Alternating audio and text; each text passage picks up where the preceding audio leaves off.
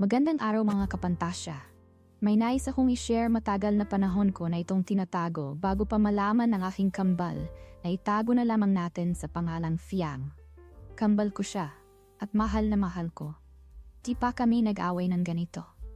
Ako si Freya na naging mapusok dahil sa pananabik ko sa aking asawa na nasa abroad na itago ko na lang sa pangalang Mark. Nagkaroon kami ng kasalanan ng asawa ni Fiang na si Kuya Jeric. At yung kasalanan na yun siguradong ikagigigil niyo. Dito nagsimula ang kwento. Freya, pakibantay naman si Ellie. May raket ako ngayon Pakiusap na aking kakambal dahil nasa trabaho ang kanyang asawa kaya walang mapag-iwanan sa anak nila. Oo, may anak na sila at kami ni Mark ay wala pa. Sige, ako na bahala. Total wala naman akong trabaho ngayong weekends. Pagpayag kong sambit sa aking kakambal. Habang ang anak nilang 3 taon ay naglalaro lang doon ng teddy bear. Nang umalis si Fiang para pumunta sa kanyang raket ay ako na muna ang nagbantay sa aking pamangkin. Hulila na kami ni Fiang, kaya kaming dalawa na lang ang magkatuwang. Kaya nga napagkasunduan namin na sa isang bahay lang kami manirahan para hindi kami malayo sa isa't isa. Security guard ang asawa ni Fiang, kaya ang uwi nito ay 7 p.m. Kami lang ni Baby Ellie dito sa bahay, kaya naman nilaro ko na lang ito para malibang ako. I'm home, nagulat ako sa biglang sigaw. Paglingon ko, ikaw lang pala yan, Kuya Jeric. Tinulat mo kami ni Baby Ellie. Sabi ko habang hawak si Baby Ellie. Nakasuot lang ako ng sando na bakat ang dibdib ko.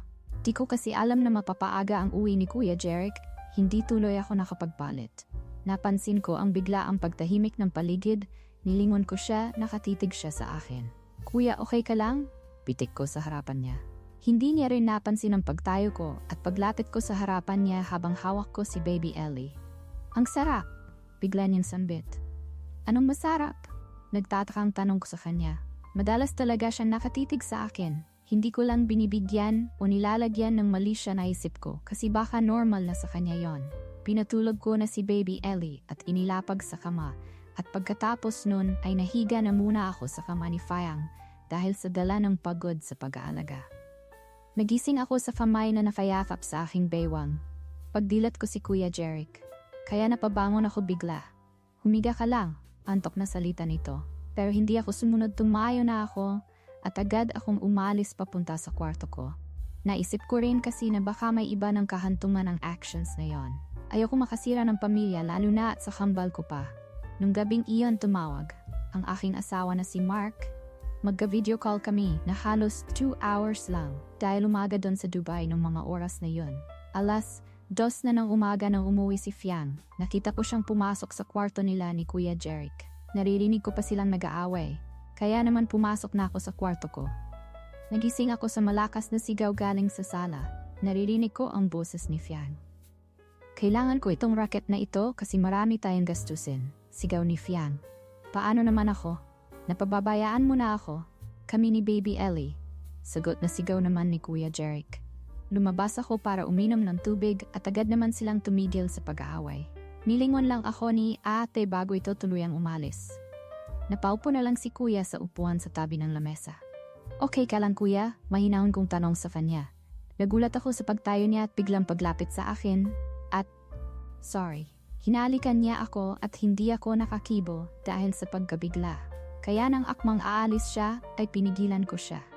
Gusto ko yon lang ang nasabi ko bago ko siya sunggaban ng halik.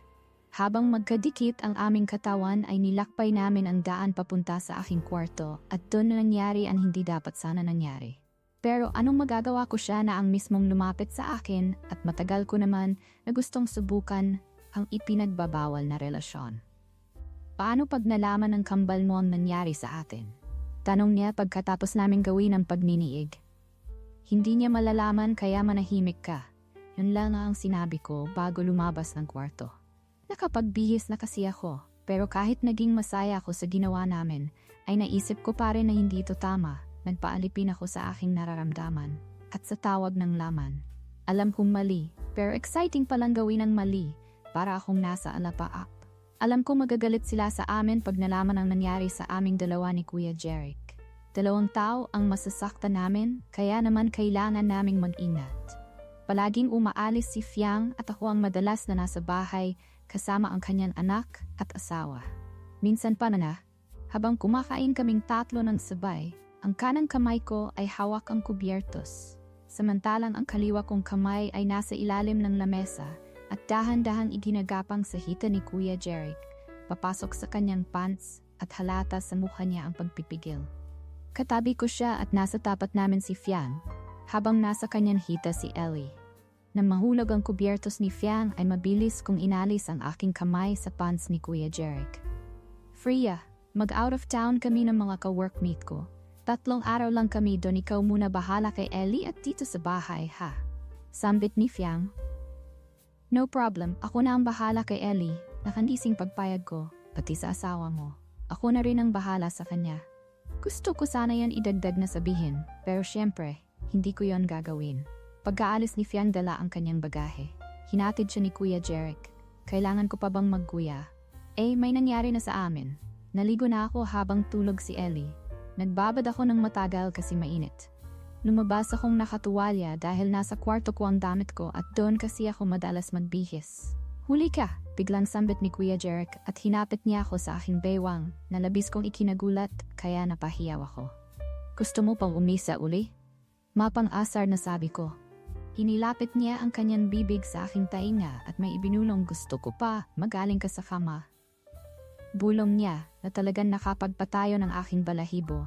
Mabilis na sinunggaban ko ang kanyang labi at ikinapit ang 2 braso ko sa liig niya. Kakaiba ang pakiramdam pag ginagawa namin itong bawal na pagniniig. Hinalikan niya ang aking braso pababa. Magaling magromansa si Kuya Jeric kaya isa din yon sa nagustuhan ko sa kanya. Talagang nadala ako sa kanyang galaw. Simula nung umalis si Fiang sa isang araw ay nakakatatlo kami.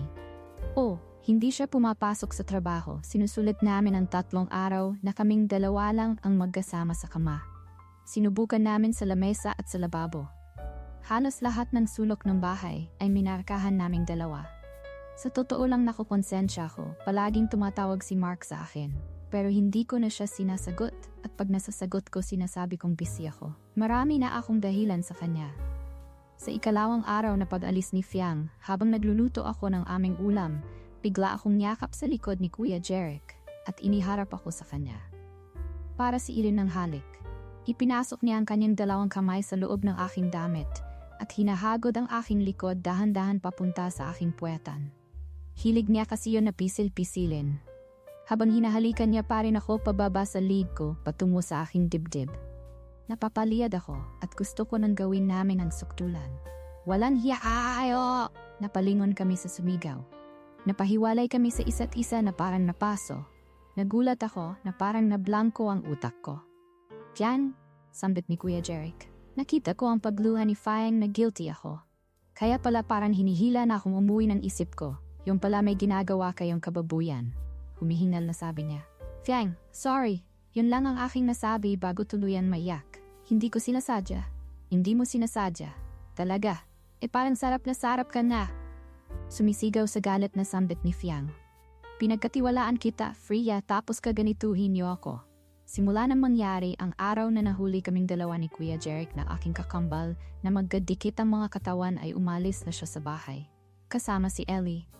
Nalaman din ni Mark ang mga pangyayari, siguro ay sinabi ni Fiang. Mahal ko si Mark pero malayo siya sa akin. Si Jeric ang bumuo ng pangangailangan ko. Ngunit ang naging kapalit ng aking kasiyahan ay ang pagkasira ng aming samahang magkapatid at nasira ko ang pamilya ng kambal ko.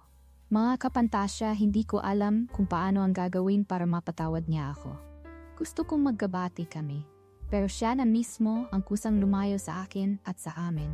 Pinipilit din ni Jeric na ayusin ang relasyon nila, ngunit ayaw na talaga ng kambal ko. Alam kong sagad sa buto ang galit niya sa amin.